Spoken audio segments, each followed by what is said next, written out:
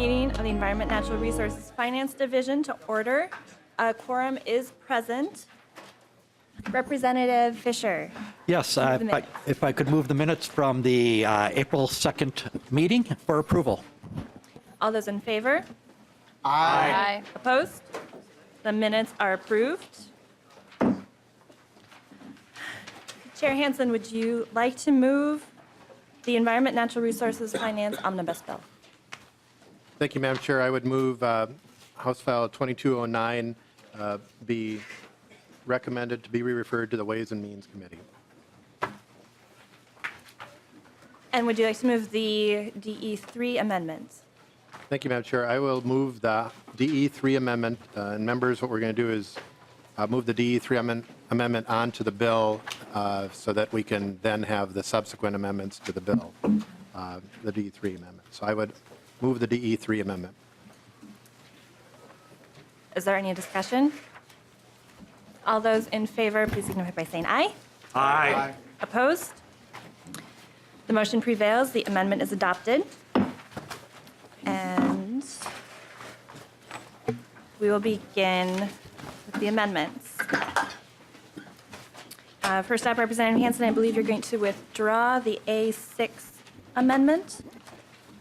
Thank you, Madam Chair. The A6 amendment was to be drafted relating to watershed districts, and it was drafted to soil and water districts, so I will not be offering that amendment. The A6 amendment is withdrawn. And Representative Hansen, would you like to move the A20 amendments? Thank you, Madam Chair. I would move the A20 amendment. And these are technical corrections provided by the agency relating to amounts. And I believe these come from both the Pollution Control Agency and the Department of Natural Resources. It defines, I think one that is of note, it defines the PFAS as perfluoroalkali or polyfluoroalkali substances. And I would move the A20 amendment. Is there any discussion?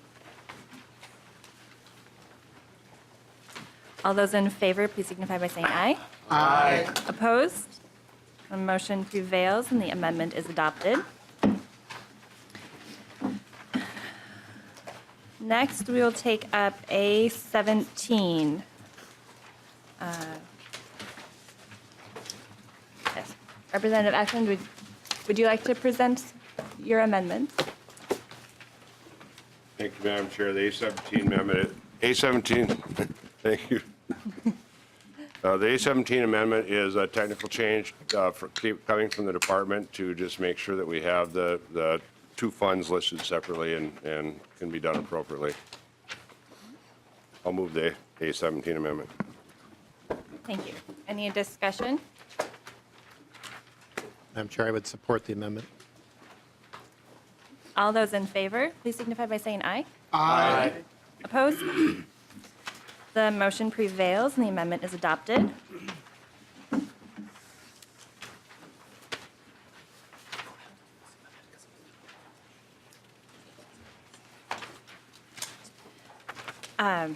We are not going to hear the A7 amendment because that was already included within the A20.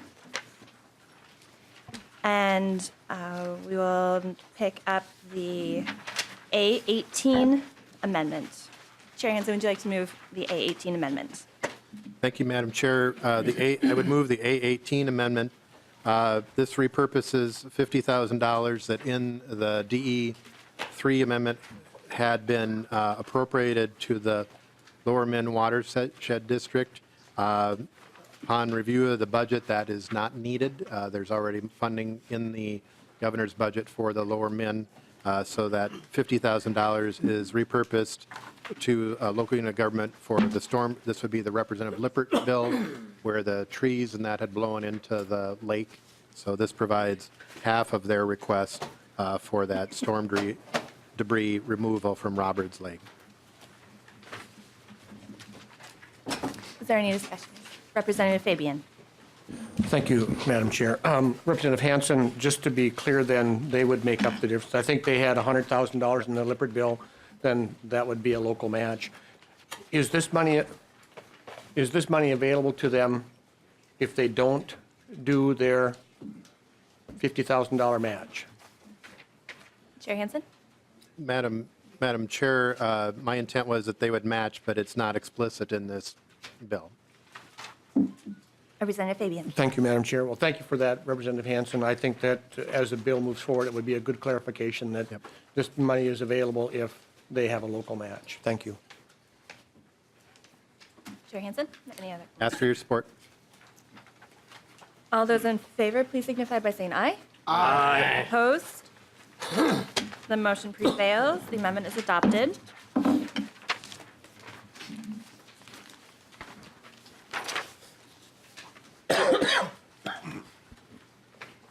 Next, we will hear the A2 amendment.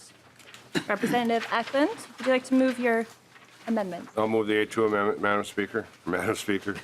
You got a promotion there, didn't you? Madam Chair. A2 amendment, Madam Chair, members, is $75,000 from the off-highway motorcycle account for a master plan for off-highway motorcycle trail, and removes the OHM license exemption for OHMs used exclusively at track racing events. The association supports removing the exemption in order to raise more money for the off-highway motorcycle account. Is there any discussion? Chair Hansen? Madam Chair, I support the amendment. All those in favor, please signify by saying aye. Aye. And opposed? The motion prevails and the amendment is adopted. Chair Hansen, would you like to move your A19 amendment? Madam Chair, I would move the A19 amendment. This amendment is a product of work from several individuals to define clearer the use of the grants for developing community ash management plans, identify and convert stands to more diverse climate-adapted species, and to replace removed ash trees. In addition, the grants that are there, it defines those as to who they're eligible for.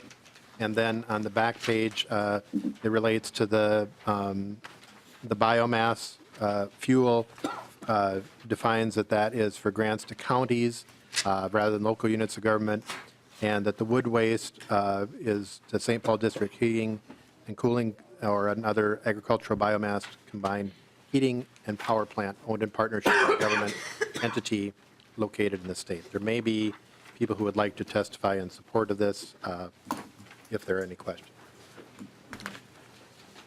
Are there any questions from the committee? Is there a testifier? Please introduce yourself for the record. Thank you, Madam Chair, members of the committee. Craig Johnson with the League of Minnesota Cities, and presented a number of issues when the bill was first in front of the committee that we thought needed clarification. This amendment does address those. We very much appreciate the work with the author to do that. Thank you. Are there any questions? Any discussion? All those in favor, please signify by saying aye. Aye. Opposed? The motion prevails and the amendment is adopted. And Chair Hansen, would you like to present the A9 amendment? Thank you, Madam Chair. I'd move the A9 amendment. This is based on testimony from the Commissioner of Natural Resources when she was here on the ability to reduce the appropriations for the Adopt a Dumpster program. It also adds into the appropriation about quarterly reports, requiring quarterly reports on the CWD progress, both from the research and the Commissioner of Natural Resources. Are there any questions? Representative Fabian. Thank you, Madam Chair. Representative Hansen, I'm not clear on this. This has to do with the dumpsters. Are you asking for a quarterly report just on how the dumpster program is going or everything? And I don't have the context of the bill here either. I need to turn to that page, but it's coming at us kind of quickly. Madam Chair, Representative Fabian, so the appropriation reductions are for the dumpster program, but the quarterly report is on the whole 4.4 million appropriation for CWD. So that you and I will get reports quarterly. Thank you. Any other discussion on the amendments? All those in favor, please signify by saying aye. Aye. Opposed? The motion prevails and the amendment is adopted. That was A9. Or no, that was A. And we will share those quarterly reports with the rest of the committee. Which we will certainly read. They've got 'em. Next up, we'll hear the A21 amendment. Chair Hansen, would you like to move the amendment?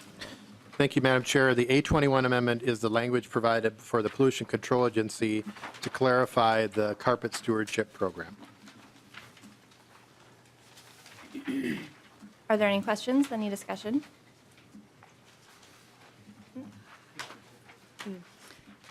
And Chair Hansen, if you'd like to move the amendment, I would move the A21 amendment. all right, we will then vote. All those in favor, please signify by saying aye. Aye. Opposed? The motion prevails and the amendment is adopted.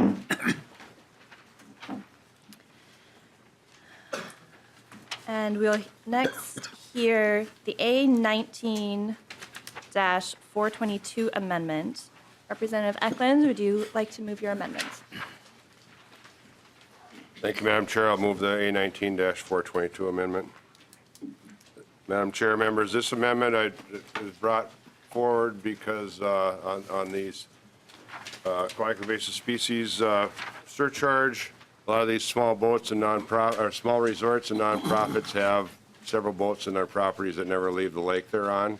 So I just wanted to try to provide relief for some of the small resorts and nonprofits that are out in most of our districts, and that's why I brought this amendment forward.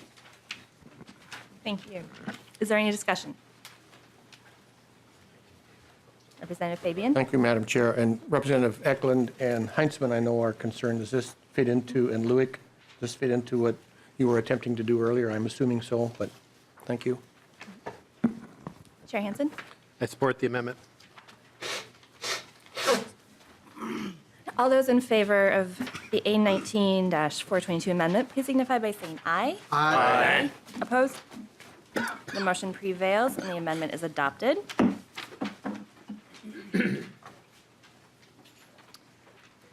Next, we'll take up the A10 amendment. Representative Green, would you like to move your amendment? Thank you, Madam Chair. I would like to move the A10. A little bit of background on the A10 amendment, and I know when you first read it, it says installer is not liable, and it sounds a little scary, but what this is in certain counties are the authority over sewer installation drain fields.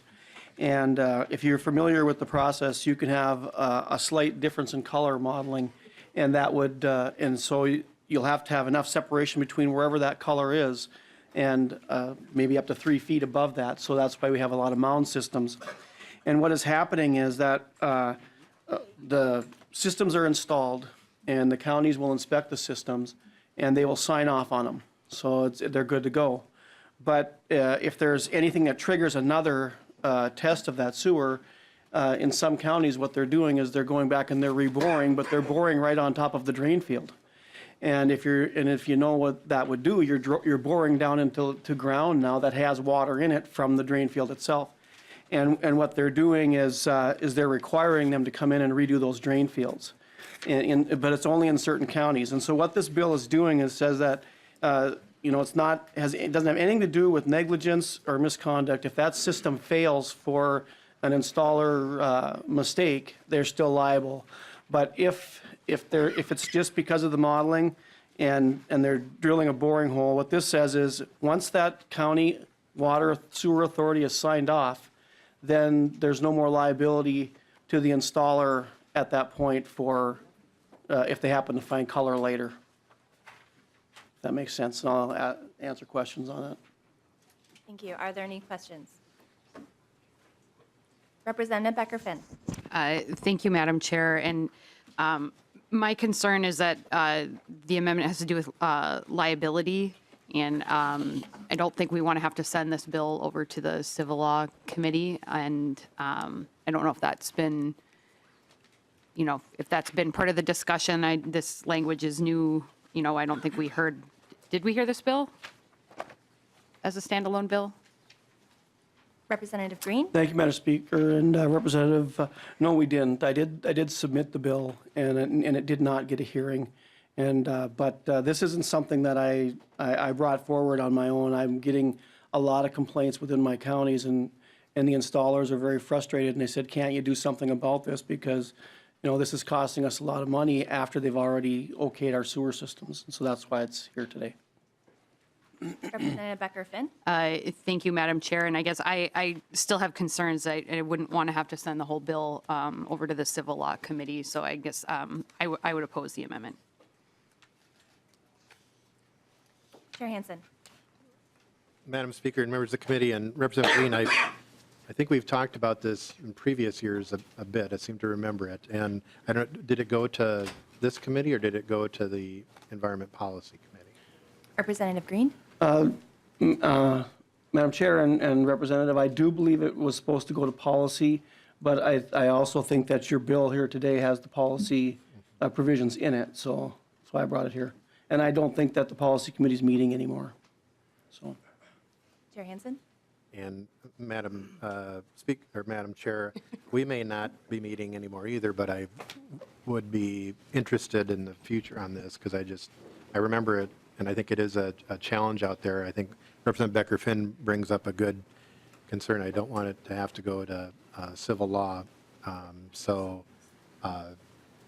But I guess Representative Green, I would work with you on this in the future, just because I know it's an issue, and maybe it needs to be defined a little clearer, so it's clearer. But I would oppose it at this time. Representative Fabian. Thank you, Madam Chair, not Madam Speaker. We've had that several times here today. So to the issue of this not having to go to another committee, I've raised several issues during session, not just in this committee, but others about the tracks of bills and where they could go and should go.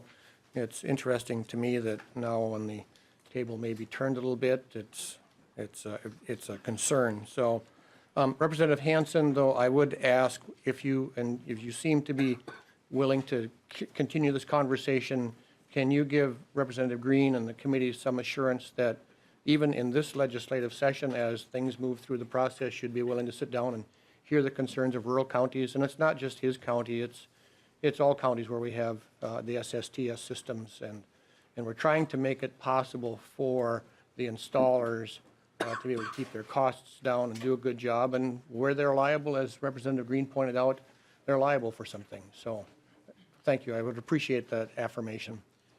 Chair Hansen. Madam Chair and Representative Fabian, I'm looking at when we go before adjournment on May 20th, hopefully, that we have some informational hearings so that we are not starting, that we don't just stop today. So this is the type of thing, I think, for all members, if we can find time as we're moving through the process to even have a formal, informal hearing.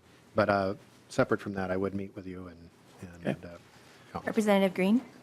Madam Chair, then I will probably withdraw the amendment now with that affirmation. But I will, just to reiterate a little bit, it's one thing to, be concerned about liability for your work. And if you do shoddy work, you should be liable.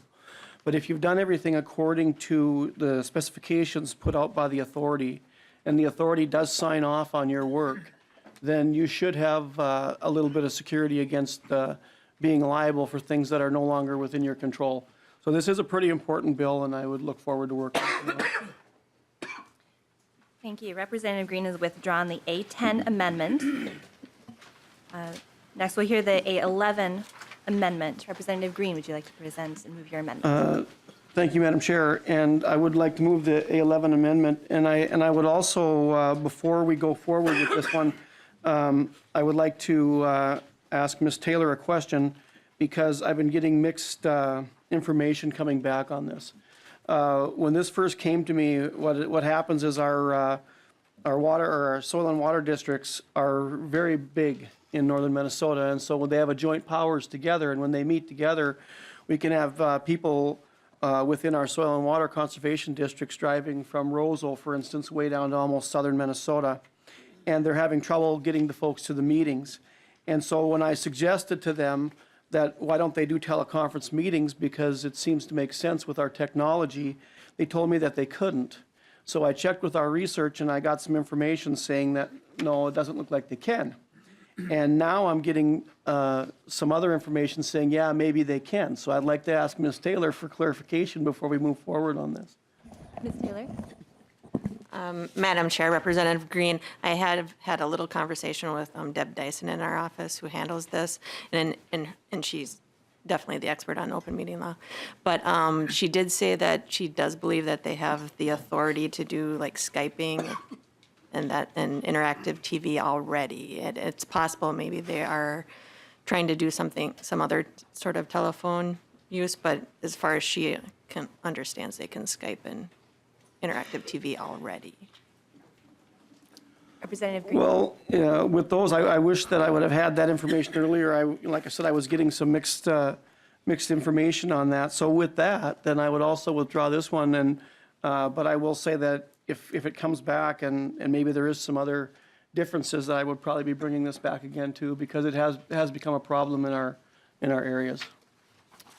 Thank you. The A11 amendment is withdrawn.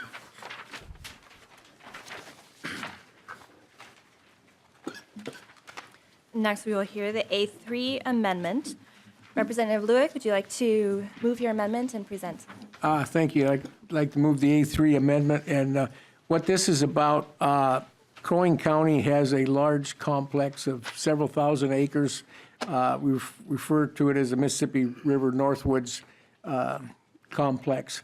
And we've got the Sand Creek that splits it. And so what the county is working on is to put an all-purpose multi-use bridge in there so that we can get folks across the creek and not disrupt anything.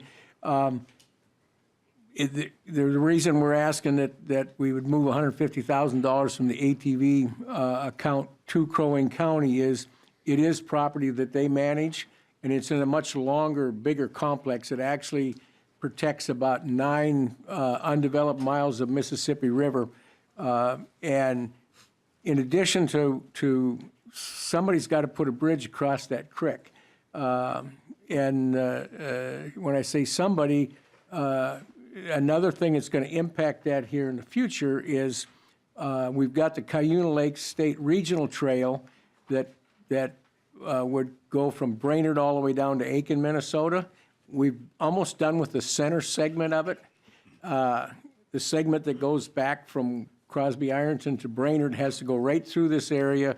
And so at some point in time in the future, we got to put a bridge across Sand Creek. And this is an effort here to allow the county to actually do the baseline work on this, to do the design work. And I say it's part of this words why it says multi-purpose bridge is to make sure that it'll meet everybody's needs there. And so, literally, I've got, believe it or not, at this moment, we got everybody agreeing. Non-motorized, motorized, snowmobiles, ATV, county. This has got implications for the state rec area, which is just a little further down the road. And this just starts us down the process of something we know we have to do. So it, you know, get this project started. Representative Hansen? Thank you, Madam Chair. And Representative Lewick, I have sat through enough meetings with the Mississippi River Northwoods thing that I'm a little cautious here on accepting it. And I don't know, what is DNR willing to testify on this?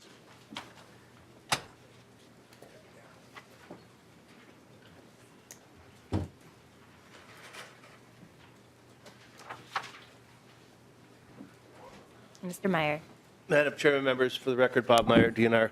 The DNR does support this amendment. We have been working with all the parties involved to try to create this access. So unfortunately, we haven't been able to talk to the chairman about the amendment yet, but I know the user groups and the DNR both think this is needed, so it's a step forward in the right direction. Representative Lewis. Madam Chair, if I could add, and specific to Representative Hansen's questions, believe it or not, I double-checked with a couple of prime movers, starting with Crow Wing County, about a half an hour ago, and said, now, guys, let's make sure there's no, because, yeah, we know there was some background several years ago about that whole property, but, yeah, I really believe we're ready to move forward on this. Mr. Meyer. Madam Chair, Representative Luke, thank you for doing that homework. I think it will be important as the design phase is done and we move forward into implementation that all users of this bridge will be paying a fair share. So I think that's part of the goal here as well. There is money in the account to do this. It won't upset the bottom line, so to speak, so we do have a little bit of a reserve. Representative Sundin. Thank you, Madam Chair. I'm supportive of this amendment, but I do need to know, is this going to detract financially from any of Representative Eklund's trails? Chair Hansen. Maybe Mr. Hagemeyer could talk about that this does not take from anything else. Mr. Hagemeyer. Madam Chair, this doesn't take from anything else in the bill currently. It'd be bottom line of the account. There's a number of things going on in the account. There's the governor recommendations. We moved one of those to a contingent appropriation. The DE3 includes a number of trails, including some that Representative Eklund had in there, but this doesn't put the account negative. Chair Hansen. And Madam Chair, so Representative Lewick, I just want to make sure there's no drama on this, that we. Absolutely, Mr. Chair. I love no drama. But I would be supportive. Madam Chair, just really quickly, it's important to realize that these fees were raised 2 years ago at the support and request of the All-Terrain Vehicle Association of Minnesota. We weren't able to appropriate any of those funds last year, so it may seem like a lot of, due to unforeseen circumstances, we were not able to appropriate any of those funds. So there's some pent-up demand, and people may question why all these spending out of this account. This is the reason why we've been waiting, the users have been waiting to access to their funds for a while, so we appreciate the support. Chair Hansen, any final comments? I would support, with no drama. All those in favor, please signify by saying aye. Aye. Opposed? The motion prevails. The amendment is adopted. And next, we'll hear the A4 amendment. Representative Fabian, would you like to move your A4 amendment? Thank you, Madam Chair. This is an issue that came to me just within the last few days, and I appreciate the help that I got from DNR on this. Simply what this is doing, and I've already checked, there are some statutes in place in law that talk about application deadlines and so forth, and I just want to clarify it in this case. I got a call from a grandfather who mailed a check to the DNR on, I'll just say Thursday. It was postmarked Thursday. And of course, for us, it's postmarked in Grand Forks because that's where our mail goes, but the grandson's birthday was on Sunday. So Grandpa was buying for his birthday a lifetime license. So the birthday is Sunday, it's not delivered on Sunday, it's delivered on Monday. He gets a call from DNR, sorry, you missed the deadline. We will have to charge you an extra roughly $200 for the lifetime license because it went into the next age category. DNR can testify on this. All I'm trying to make it is that the postmark is the date certain for when it's actually applied for. Pretty simple. Chair Hansen? You could have a DNR testify.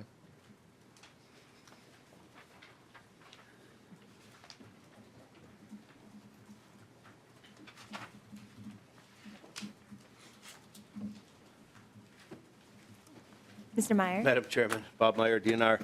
We do support the amendment. We were working with I've been working with Representative Fabian to rectify. We have rectified the situation because of the way the mail works in some places in Minnesota. It takes longer than others to get the information here, so we did correct that position, that situation, and we would support this language. Thank you. Representative Fabian? Thank you. Representative Becker-Finn? Thank you, Madam Chair. And just want to clarify, I didn't quite have time to pull up all of 97A.405 in the statutes, but would this be retroactive so that it actually helps the constituent that Representative Fabian's speaking about? Mr. Meyer? Madam Chair, I don't know.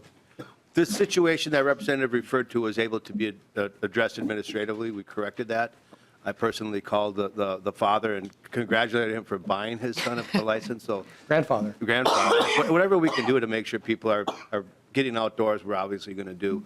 The deadline that we had on that application was put there several years ago when we raised the license fees to make sure that people were getting their applications in before the birth dates changed, just to allow for that notification to occur. We do recognize the issue, and as I said, this language will resolve those things, and we'll make sure that it works going forward. Representative Becker-Finn? Thank you, Madam Chair. And I mean, there are many other places in law where the postmark is sufficient to meet deadlines. So just wanted to make sure it was actually helping that specific person, and now it'll be clear for others too. Representative Fabian? No. Representative Hansen, any final comments on the Would support. amendment? All those in favor of the A4 amendment, please signify by saying aye. Aye. Opposed? The motion prevails and the amendment is adopted. Next, we'll hear the A8 amendment. Representative Fabian, would you like to move and present the A8? I would like to move the A8 amendment, Madam Chair. And can we back up for a second, Madam Chair? Yes, Representative I'm Fabian? not sure that we actually moved the A4. I think I did, but I don't Yes, recall it. I think I did ask just you to want- move the A4 amendment. Okay, thank you. Thank you. So I will move the A8 amendment. This literally just came to me just within the last, I believe it's 2 days. I'm trying to create more opportunities for the big game hunters in Minnesota. The elk herd in northwest Minnesota is healthy. The latest numbers, and I just got them, Representative Hansen, I don't know if as chair you got these numbers or not. The Kitson Central herd now has 94 adult elk in it. And they have a management goal of 50 to 60. What I would like to do is make sure that the people who are applying have a better chance. I've been applying for years. I've never received a license. I don't even get them in Wyoming anymore, but we'll see what happens.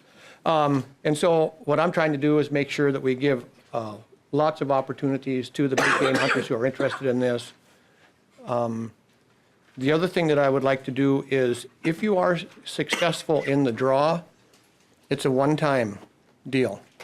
And as the program currently is set up, you are basically have a certain timeline where you can hunt 5 or 7 days. If you are unsuccessful, you're done. At the end of the season, this year, for example, there were a number, I think the goal that they had set was 22 or 24 elk, and they didn't achieve that goal through the hunting season. And there's not a second chance for people to go and fill their tag if they choose to. So what I'm trying to do is create more opportunity, give a second chance if it's a once-in-a-lifetime, allow for a second chance later in the season after everybody else has had an opportunity in the field, and then try to keep the herd within the stated management goal that's been negotiated and planned through the elk work group that's up there. I appreciate the work that John Williams and DNR have done up there in the DNR, and I just would like to have more assurance that we are providing more opportunities. Chair Hansen, any comments? Thank you, Madam Chair. Representative Fabian, I would oppose the amendment at this time. One of the informational hearings I was looking at was to hear on the Fond du Lac elk project, and I think we could wrap in elk. I'd like to defer to the Department of Natural Resources on how they set the hunting seasons and their method on using things. But I think that could be, rather than having that here, that would be something, I'd like to have a little bit of an elk day, possibly, if that's of Madam interest. Chair. Representative Fabian. Thank you, Madam Chair. Representative Hansen, thank you. This, like I said, this literally just came to me. I would love to have a hearing on this and have a bill and so forth, but, you know, if you take a look at when they did the flying and when I actually got the information, the letter that I got from John Williams is dated, well, this is actually dated March 1st, but I just got it from him in my email just on Monday, I believe it was. So, thank you. And it looks like we have a testifier. Would you please introduce yourself for the record? Madam Chair, members, for the record, my name is Pat Rivers, Deputy Director for Minnesota DNR's Division of Fish and Wildlife. Thank And- you, Mr. Rivers. Representative Fabian, we are trying to manage the herd to goal. As you remember, last year, we had a elk population of 75 in that Kitson Central. We offered 20 elk permits to try and get it back down to within goal. And hunters were successful. They harvested 15 elk, and we had immigration into that area. So that's why we have an increased population to 94. Sometimes those elk don't know really where they're supposed to be living, and these elk moved. There are other issues related to elk mortality that we want to be conservative about. We want to protect this herd. Things like car collisions and other issues of natural mortality are something we need to consider, as well as hunting opportunity. If we did issue additional hunting opportunity, we would do that potentially at the expense of crowding hunters in the lands up there and having additional hunters bumping elk, and we could actually see, and we have seen, elk success rates go down. So we're trying to maximize that hunting opportunity as well as success of controlling that herd through the success rate of the hunters. Representative Fabian. Thank you, Madam Chair, and I appreciate that, but if what I'm hearing you say, you don't get to there, then what is your, I mean, you have spent a lot of time, effort, energy, and money planning and doing and getting to your goal. So what happens if after next year, and I know the road kills are minimal, you're probably looking at 1 or 2 a year from everything that I've heard from the Kitson County Sheriff's Department and them. How do you plan then to manage that herd between the stated goal of 50 and 60 to get back to that number? And I realize that they migrate. And members, and people, just so you know, we didn't count the biggest herd up there this year, the Caribou Vita herd, because the Canadian government had decided that they weren't going to fly this year. And so it doesn't make much sense as these animals are crossing back and forth on the border. You got airspace issues, you can't go into Canada and count them. And I do realize that there is some migration that goes on, but I'd like to kind of keep peace up there. I've been involved in the middle of this stuff, and this is a important situation, but at the same time, some of the elk that are there are absolute world-class elk, and there's a lot of hunters out there that would relish the opportunity to pursue one. Mr. Rivers. Madam Chair, Representative Fabian, you're absolutely right. Those bull elk are truly desired by many people. We are managing the population primarily through cow tags, and we're looking at additional opportunities in December for those hunters who may not be successful in those initial hunts. We do want to concentrate the effort in October when hunting success is greatest, so we really don't want to give that opportunity in December up front. We want them to hunt ahead of the hunting season. We are looking at additional opportunities, however. Thank you. Representative Becker-Finn. Thank you, Madam Chair. And I did just want to clarify, since we haven't had a full conversation in either of the environment committees on elk, that you already have a season, and as I'm looking at the statute, it's whenever the population exceeds 20 animals, you're already doing that management. Could you just talk a little bit about what's already happening? Mr. Rivers. Madam Chair, Representative Becker-Finn, yes, we already have seasons. In the Kitson Central herd, we manage 3 different seasons, A, B, and C. We've had up to 7 hunters, I believe, per time period. And then we look at the population level and determine how many cows or how many bulls should be removed from the herd or allowed to be removed from the herd through hunting as a means of control and also for opportunity for hunters to enjoy. Representative Becker-Finn. Thank you, Madam Chair. And I guess I wouldn't want to, I'd want to leave it up to the DNR, I think, to continue doing what they're doing. And I will point out, elk are also a cervid. So as we're looking at chronic wasting disease and, making sure that the DNR has the tools they need to address that, it seems like a good idea to continue to give you the latitude to act in the best interests of our natural resources. So thank you. Mr. Rivers. Madam Chair, thank you. And just a note on that caribou Vita herd, that northern herd that we share with Manitoba, we did not fly it this year because of the reasons Representative Fabian noted. We did fly it last year. There were 133 animals, with 126 of them being in Manitoba and 7 in Minnesota. Representative Sundin. Thank you, Madam Chair. Just if there will be an elk summit, I'd like to be a part of that, and I'd like to also make certain the Fond du Lac tribe is in the room and participating. Chair Hansen. Madam Chair, and that was my intent, is both on Fond du Lac and this, and perhaps Representative Fabian, we can get MLA Graydon from Manitoba to come down as well. So. Representative Fabian. Thank you, Madam Chair. And I'd be happy to amend my motion or my amendment here so that we guarantee that Representative Sundin gets a license. But no, I know. I do, Madam Chair. Thank you. Representative Fabian. I do want to clarify one thing. Representative Becker-Finn said something about when there's more than 20. I think that in that case, she's referring to the Grigla herd, which is down where my cabin is. The numbers that we're looking at here are in Kitson County and Manitoba, which is 85 miles, 90 miles apart, something like that.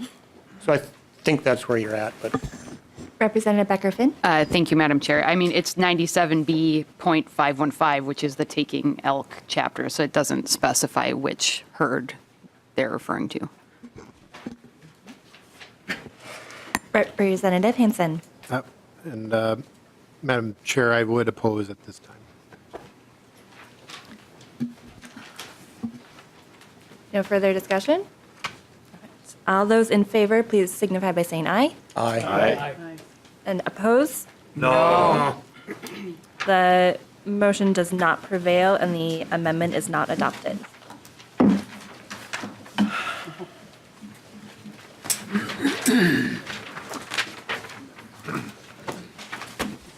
Next, we will hear the A5 amendment. Whose amendment was this? This is about the Walter Mondale State Park renaming. This is mine, Nathan Nelson. I would have moved the amendment. Welcome, Representative Nelson. Please present your amendment. So, yeah, this would actually delete the amendment or the lines here, but just a kind of a couple things behind it. I'm a little bit new here, so I was sworn in a week ago yesterday. So, but anyway, I found out about this yesterday morning. I called our park rangers and I talked with them. This was the first they had heard of this, of the possibility of being named. And one of the first things that they brought up when I was talking with them, I said, well, this is a National Historical Landmark, which is the highest designation that a property can get. It was built by the CCC, the Conservation Corps, and also the Work in Progress back in the 1930s and 40s. And there's 164 different landmarks that are crucial to that. And so that was some of their first concern. And just a little bit of my research I've had is it sounds like it will probably take an act of Congress to change this, and not just out of our body itself, just in a little bit of work that I've done. And so when I mentioned to the park managers that there was about $50,000 that was appropriated to this, Rick, the manager, he kind of chuckled and he says, this is the largest state park in the state. It's 34,000 acres. That wouldn't cover the printing of the signs alone, let alone the labor or anything else with that. So he is very concerned about it. I've got several of the neighbors that work at the park I'd gotten calls from them last night. They've started hearing about this and are very concerned about changing the name of a historical place in our county, and I would ask for support of this amendment. Thank you. Chair Hansen. Thank you, Madam Chair, and I hate to do this on your first amendment, but I would oppose the amendment. I know there was a public meeting, I believe in Hinckley last week, and earlier, I think the original Representative Winkler bill had looked at Interstate Park, and the move towards St. Croix State Park, I think, was a better option, and so I would oppose the amendment. Representative Fabian. Thank you, Madam Chair. I would like to hear from DNR on this, please. Mr. Meyer.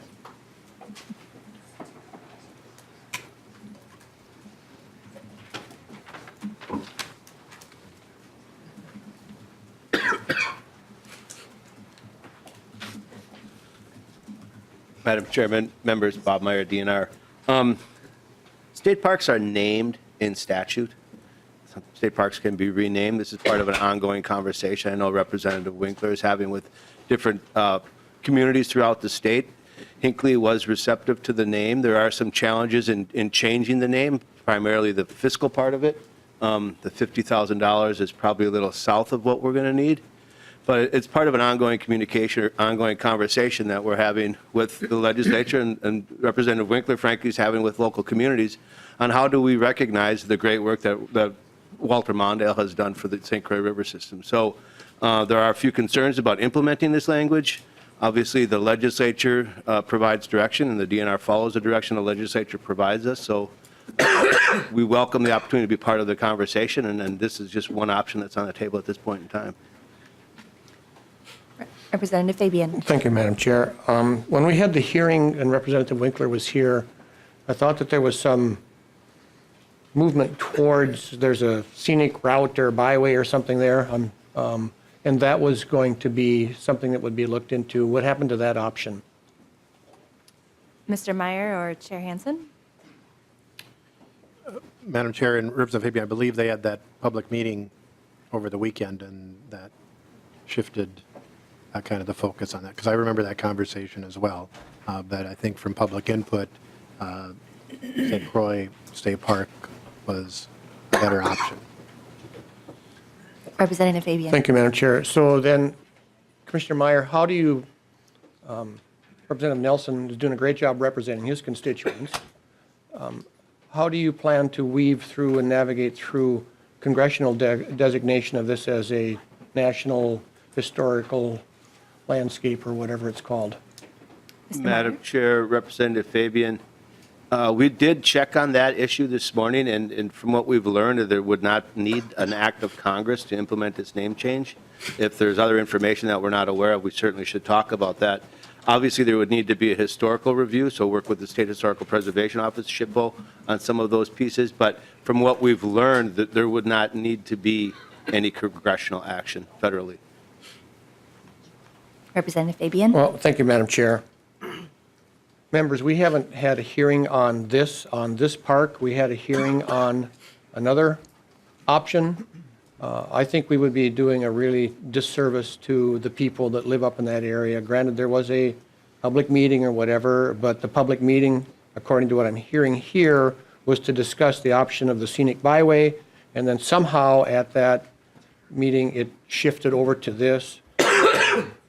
We haven't had a hearing. We've heard before earlier today, we haven't had hearings on this. We haven't had hearings on that. And now we're going to, in statute, we're going to change the name of a park with no hearing, no public testimony here before this committee. Members, we're making a big mistake. Representative Becker-Finn. Thank you, Madam Chair. And just wanted to clarify, it's the building and structures that are listed on the National Register of Historic Sites, not the park itself. So this would just be renaming the park itself, which is within the purview of our Minnesota statutes. Mr. Meyer. Chair Hansen, any comment? All right. Representative Lueck.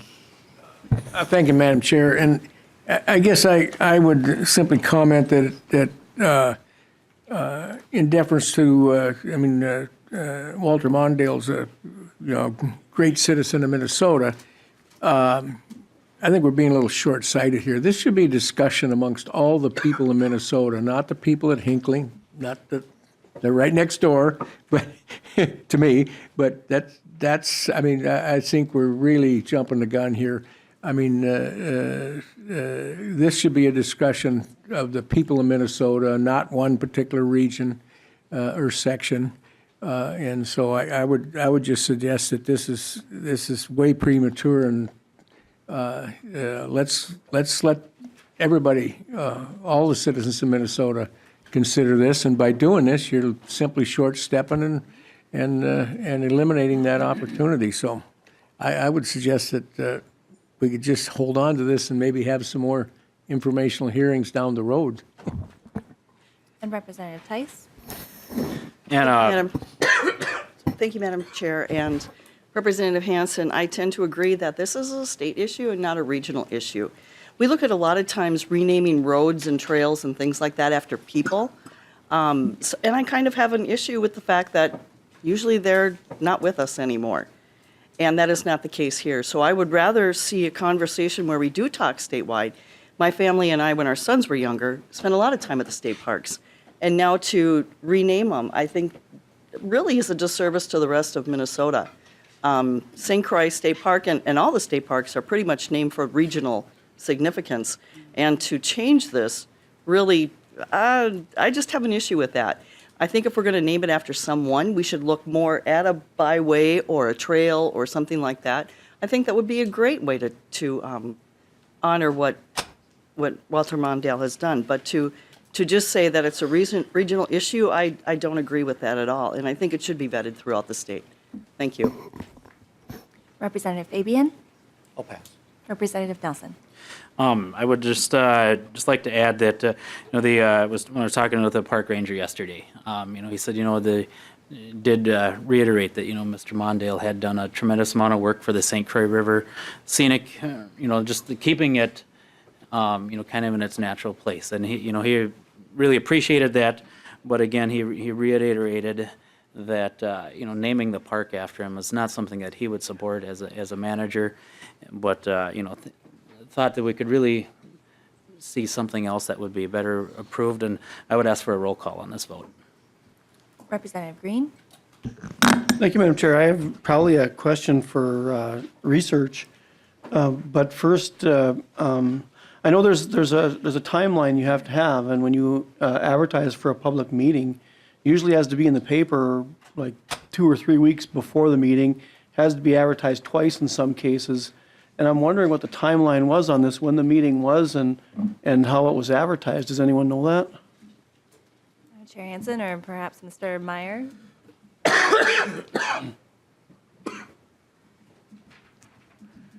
Representative Green, I'm not sure we have an answer for you. Okay.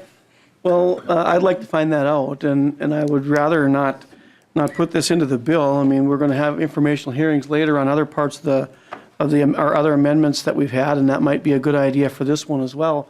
Ms. Taylor, can you tell us what the requirements are for a public meeting? Ms. Taylor? Madam Chair, Representative Green, it would depend on what exactly was happening. There's statutory requirements for public meetings, but it would depend on what the issue is, and I'm not aware of if there's any specific requirements on this particular issue. Representative Green? Well, there again, I have to be really honest with you. If the people in the area want to rename their park, I guess that's up to them. I don't know that I have a dog in the fight for this park up there, but I've always been concerned over open meeting laws and notifying the public as to what's coming up, because if there's no public notice of this meeting ahead of time and no one is coming to give their input because they don't even know there is a meeting, that's not really the way we should be doing things. And so I'll be voting against the amendment, but I would probably request that this too be pulled off, and let's have some informational hearings on this and make sure that the process was done correctly. Chair Hansen, do you have any comments on the amendment? I would oppose the amendment. And a roll call has been requested. The clerk will take the roll. Hansen. No. Claflin. No. Fabian. Yes. Backer. Becker Finn. No. Eklund. No. Fisher. Nope. Green. Yes. Heinzman. Yes. Lee. No. Lewick. Yes. Morrison. No. Nelson. Yes. Purcell. No. Sandell. No. Sundin. No. Tice. Yes. Wagenius. No.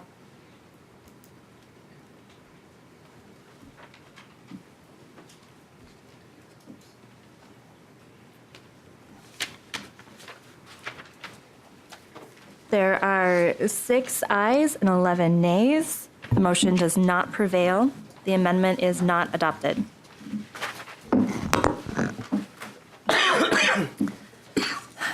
And our final amendment is A13. Whose amendment was this? Mine. Representative Heinzman, would you like to move your amendment and present the bill? Or I would amendment? move the 813, Madam Chair. This is language that was language I carried last year. It had bipartisan support, was reasonably non-controversial, worked with the DNR and U.S. Forest Service. They've been supportive of the language. It allows up to $400,000 to be spent out of the off-road vehicle account to create a position, and then also work to develop this border-to-border trail system. We were pretty successful in the last cycle, and we'd like to bring this forward again today. Chair Hansen? Madam Chair, I would oppose the amendment. Is there any further discussion? Representative Fabian? Thank you, Madam Chair. Representative Hansen, we're not impacting your target or anything here. This was Representative Eklund's bill earlier. I'd like an explanation why you would oppose this. Chair Hansen? Thank you, Madam Chair and members of the committee. I think as we mentioned last night, there is an appropriation in the governor's budget that's carried forward. I don't believe that this amendment is needed at this time. Any further discussion? Representative Heinzman? Thank you, Madam Chair. So I'd like DNR to come down, please. Mr. Meyer?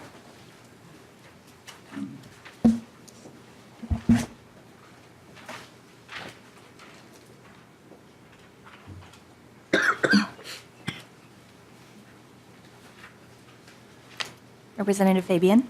Thank you, Madam Chair. Commissioner, what guarantee is there in the governor's budget proposal that Chair Hansen is referring to that this project is going to move forward with the adequate funding to be able to accomplish what the Four-Wheel Drive Association is wanting to do? Mr. Meyer? Chair, Representative Fabian, within the increased appropriation under the Parks and Trails Division, some of these dollars are contained within that parcel. They aren't earmarked for it.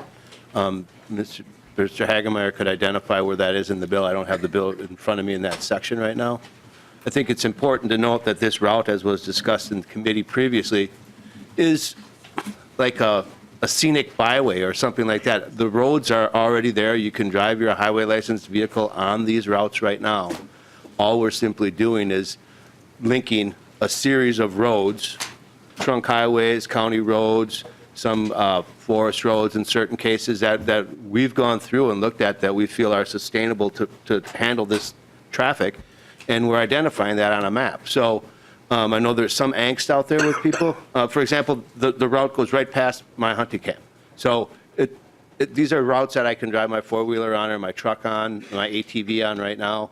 We're just simply publicizing that you can get from one side of the country, one side of the state to the other through this route. So we understand the angst. We think it's important to do what we can to protect that and make sure people are aware of it and to work with all stakeholders to provide riding opportunities, but also make sure that the roadways are protected and not degraded from this use. Representative Fabian? Thank you, Madam Chair. So since this bill was not included in House File 2209, the DE3, what conversations have you had with a four-wheel drive association regarding your commitment to getting this project done? Mr. Meyer? Madam Chair, Representative Fabian, it pretty much followed the conversation that I just had with you all, that we are working on this, continuing to work on this route, trying to make it a possibility and supporting all entities wherever possible. Representative Fabian? Thank you, Madam Chair. So is the Four-Wheel Drive Association comfortable with that? Is the Minnesota Four-Wheel Drive Association here today? Thank you. Please introduce yourself for the record.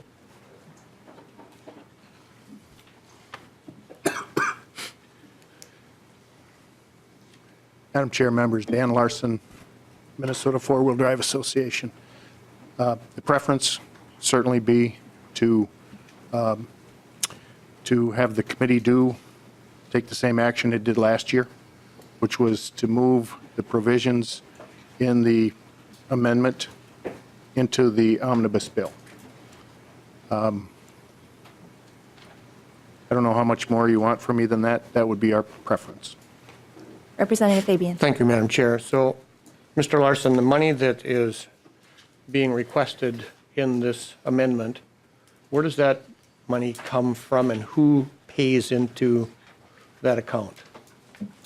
Larson? Madam Chair, Representative, two primary sources. Unrefunded gas tax is the primary source. We also have a fund for stickers that allow you to go on the 11 or so off-mile dedicated trail miles that the association has or that the state has provided.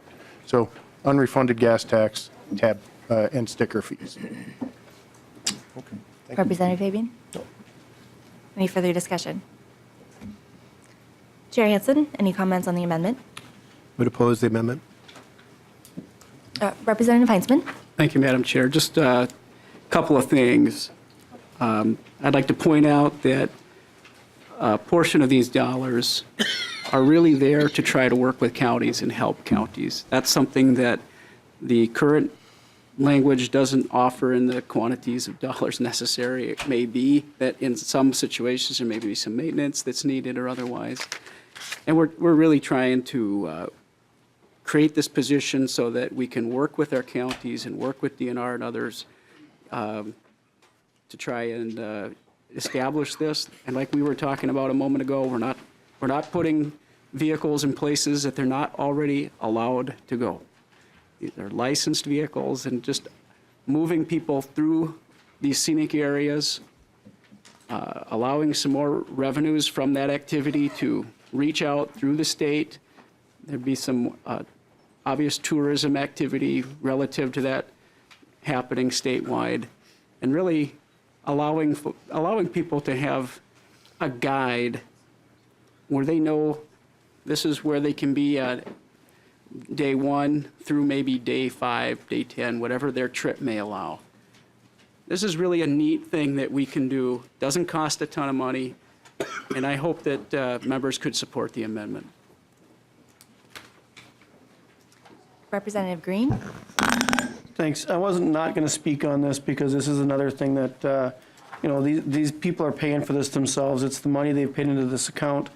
And so, just to be clear with what Representative Heinzman was saying, these vehicles can go right down this route today. There's nothing that you can do to stop them. They're paid their license fees. They've paid the road tax when they buy the gas. What these funds are doing is the one is $200,000 to reimburse federal tribes, state and county township entities for additional needs on their roads. So without these funds, they could still drive down the road. There just wouldn't be any funds for the counties and townships and tribal areas. And you can read in the bill what the rest of the funds are for, and it doesn't touch the bottom line. We're not going to the taxpayers of Minnesota and saying we need some money out of the general fund. It's their money. They asked to be taxed on some of this stuff, and this is where they want the money to go. And so I don't really see a problem with the amendment, and I hope you guys can support it. I'd request Representative Thank you, Hansen. Madam Chair. I'd request a roll call, please. A roll call has been requested. Chair Hansen, any final comments? Vote no. Right, the clerk will take the roll. Hansen. No. Claflin. No. Fabian. Yes. Backer. Becker Finn. No. Eklund. Yes. Fisher. No. Green. Yes. Heinzman. Yes. Lee. No. Lewick. Yes. Morrison. No. Nelson. Yes. Purcell. No. Sandell. No. Sundin. Yes. Tice. Yes. Wagenius. No.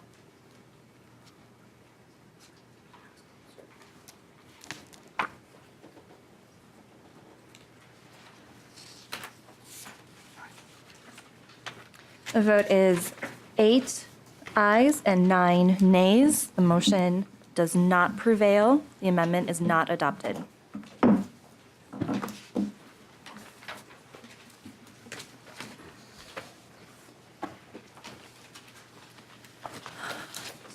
That wrapped up all of our amendments. Is there anyone else in the audience who would like to testify for or against the bill as amended?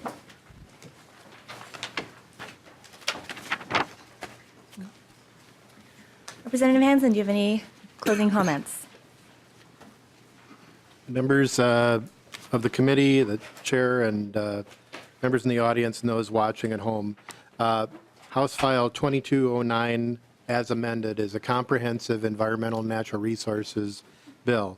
It is full of a variety of program changes looking at solving problems. It ranges from pollinator protection to carpet stewardship to reimbursing dry cleaners to dealing with funding some of a wide variety of our projects. We were provided with a target that was the governor's. We have taken some of the governor's language and provided some additional priorities based on members. We have included Republican and Democratic amendments and Republican and Democratic bills.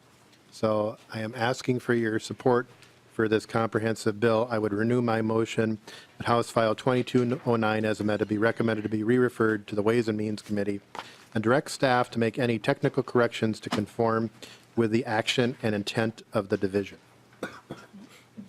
Representative Fabian.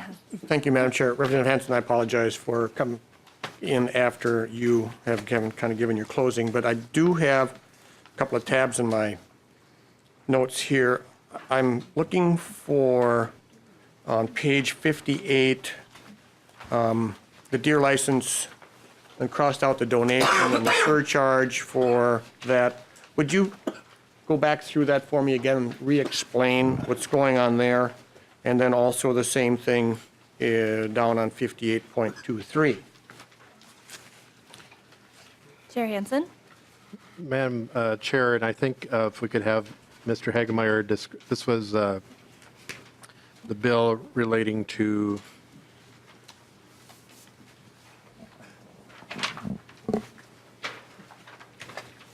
this is the donation on the walk-in access. So we're removing the walk-in access. So each of these provisions, that surcharge is when you would ask if you wanted to make a donation. When you buy a license, if you were buying a small game license, if you wanted to donate $1, $3, or $5 for donation to the walk-in access program. And so instead of, we're deleting that. I think we talked about this yesterday so you're not being asked that question, and instead we're providing the $250K appropriation to fund the walk-in access program rather than relying on the definitions or the donations. And I believe this is the language that conforms to that. And Ms. Taylor could correct me if I'm wrong, but I think I'm right on that. Ms. Taylor, Mr. Hagemeyer, any comments? Madam Chair, that is correct. There's a number of provisions that needed to be changed in order to make those changes. But yeah, that's the Walk-in Access Program donations. Representative Fabian? Thank you, Madam Chair. So then, on page 46, we have the venison donation program. Well, first, I'll go back to this. I spoke yesterday about this. I like the fact that people can donate to things that they like to do. And I think that we are taking away, I'm not necessarily opposed to you doing something with the general fund, as I said before, but when I go and get my fishing license, which I did again this year, and I'm sure all the conservation-minded people in this room have done the same thing. When they went to buy their fishing license, they purchased a walleye stamp, right? All of you did that, correct? Yeah, okay. I buy the trout stamp. Yeah, good. So my point is that there's a lot of people that are committed to doing this, and they would like to continue making the donation. I'm confused as to why you're doing that and why you're taking that option away from the folks of Minnesota that like the Walk-in Access program and think that it's valuable and they can use it, and we don't have to use as much from the general fund. On page 46, again, this is the venison donation program, and I don't know if there's on line 46.21, the phrase is used, reasonable and documented as determined by the commissioner within the limits of the available funding. That's a fairly open-ended statement. I'm not sure if there's language in statute that defines reasonable. I'm not sure if the DNR wants to comment on what's reasonable or not. You know, what I think maybe and what they think could be different. So explain to me what you're doing here. Chair Hansen. Madam Chair and Representative Fabian, so this was the provision that was heard in the Ag committees, and then Chair Poppy asked me to carry it here because the money comes from the DNR. So the documented costs they have, and let me just go back in time, the $70, and for members who are new, this is a cautionary tale about writing a exact number for something into, because inflation occurs over time. So over 10 years, $70 to process a deer is not necessarily the cost for processing a deer anymore. So the reasonable, what this provision, section 4 on page 46, is designed to do, the commissioner that's described here is the Commissioner of Agriculture that determines the reasonable and documented cost. This is under section 17.03. But the fees are transferred, and again, Ms. Taylor could correct me if I'm wrong here, but the fees are transferred from the Department of Natural Resources to the Department of Ag. So the documented costs, they're going to have to show, if you're company A and you're processing deer, you're going to have to show some real cost that this is what it costs this is what we charge for processing. So it isn't unlimited, but it also is going to move over time, so we're not locked in at $70. So the intent here was to provide that authority to the Commissioner of Agriculture. The money gets sent from the DNR over to Ag, and Ag is the one that actually does the reimbursement to the processors because that's in their world. But Chair Poppy wanted me to carry this over here because the transfer of money comes from the DNR's account, if that makes sense. Representative Fabian? Thank you, Madam Chair. So then Ag, DNR carries the impact in your budget, but Ag gets the money transferred to them. So my question is then what is the fiscal impact of this? There's no fiscal note that I remember, maybe they saw one in Ag, I didn't see one, and there's no appropriate, or there's nothing fiscal in this section. And Hansen? Commissioner Myers here, but I believe there is a fiscal note from the Ag, and I don't remember off the top of my head how much it was, but maybe Mr. Hagemeyer has them. Madam Chair, Representative Hansen, I don't remember exactly. I think that it's a special revenue fund transfer to Ag. I think the fiscal note showed an increase of like $24,000 a year or something like that. I think they're working on it. It's relatively small amount. Mr. Meyer? We got it. I'm good.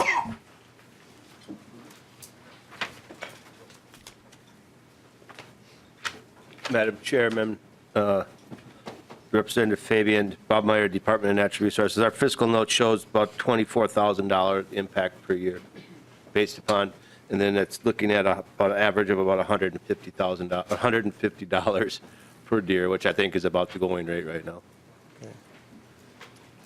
Representative Fabian? So just to be clear, then, you're just going to absorb these costs? Because is there a fee being charged? How are the costs being recovered? Mr. Meyer. If they are. Madam Chair, Representative Fabian, the only thing that's being eliminated would be, it's just allowing more revenue. There's a $5 fee, I believe, currently on all non-resident deer licenses that go into this account, and also $1 off of each antlerless bonus tag going into the account. So in essence, what we're doing is we're paying the processors more, which will decrease the number of deer that will be able to be processed for the program. But the processors will be paid what their actual costs are now, rather than a subsidized value, lower subsidized value. Representative Fabian? Thank you, Madam Chair. So if we expanded elk hunting opportunities, would there be more revenue there? Madam Chair, Mr. nice Meyer. try.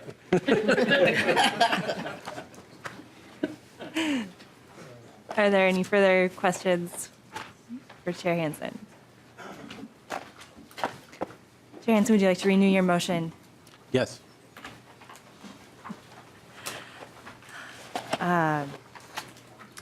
Chair Hansen's renewed the motion that House File 2209 as amended be recommended to be re-referred to the Committee on Ways and Means and to direct staff to make any technical corrections to conform with the action and intent of the division. All those in favor, please signify by saying aye. Aye. Opposed? No. The motion prevails.